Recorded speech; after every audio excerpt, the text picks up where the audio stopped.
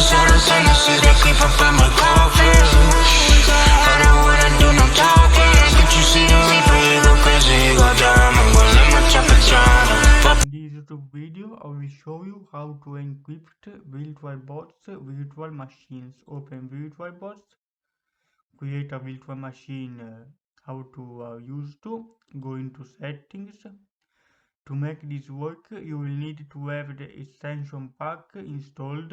Go into General, Disk Encryptions, enable disk encryptions.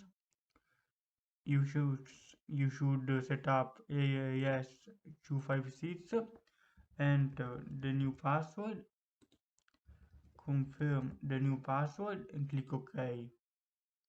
Now when you will start your virtual machine, it will ask you for the password that you selected.